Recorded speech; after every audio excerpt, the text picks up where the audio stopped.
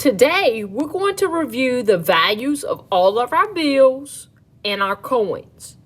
Once we review the values, we're going to find the value of a set of money, and we're also going to do a change word problem.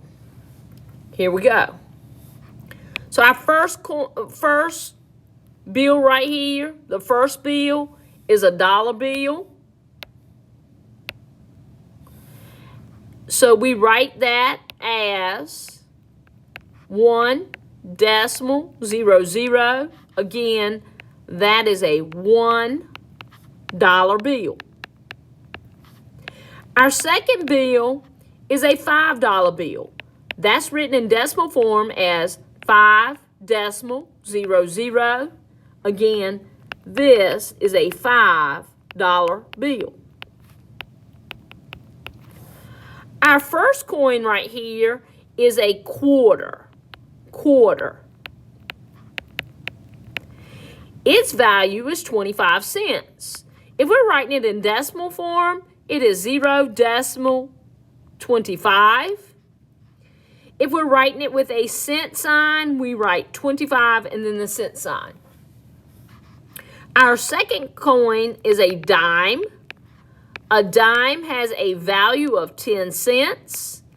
If we're writing that in decimal form, it is 0.10. If we're writing it with the cent sign, it's 10 and then the cent sign. Our third coin is a nickel. A nickel is worth 5 cents. If we're writing that in decimal form, it's 0.05. If we're writing it with the cent sign, it's 5 and then the cent sign.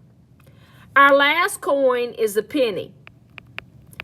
A penny is worth 1 cent.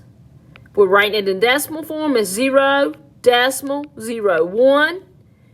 If we're writing it with the cent sign, it's 1 and then the cent sign. Now, we're going to write the value of the set of money below. The way we're going to do that is we're going to use our addition strategy. We're going to write the value for all of our bills.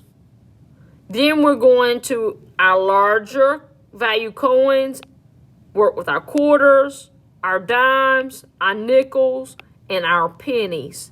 Once we have the value of each type of money, we will add to find our total value.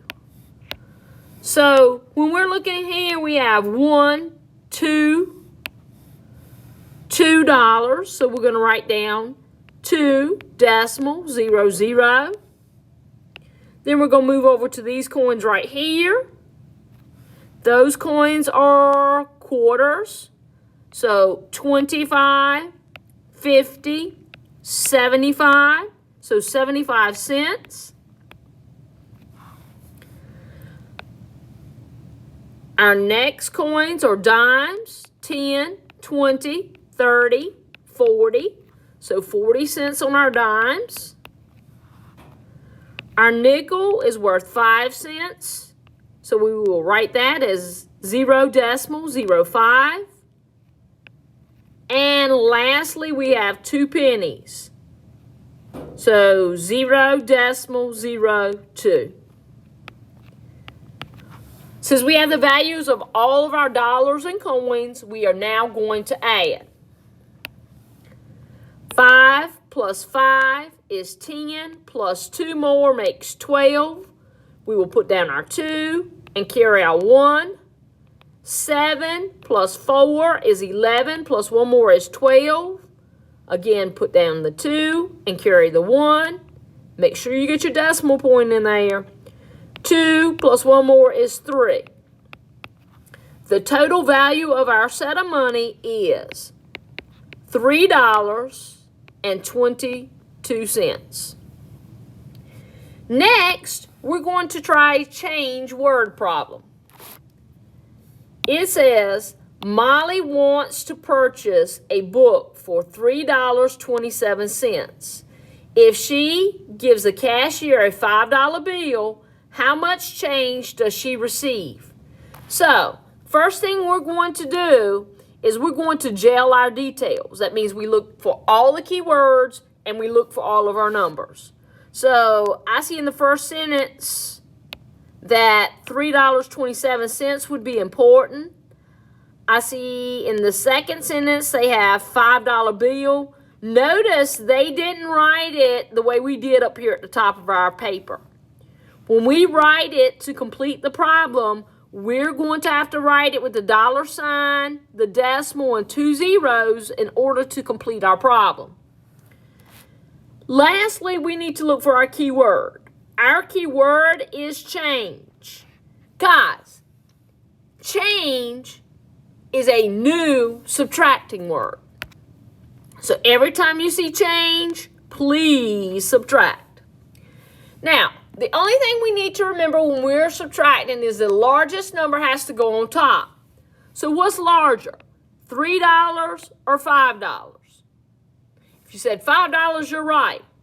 So we need to write it like we did up here at the top of our page. So write down $5. We're going to put our minus sign because change is a subtracting word.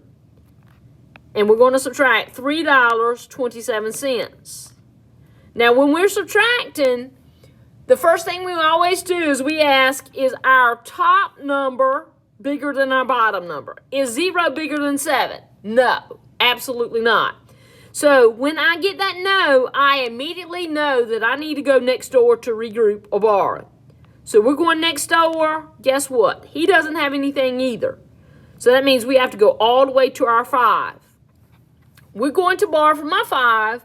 Our 5 becomes a 4. Our 0 next door gets way bigger. He changes from a 0 to a 10.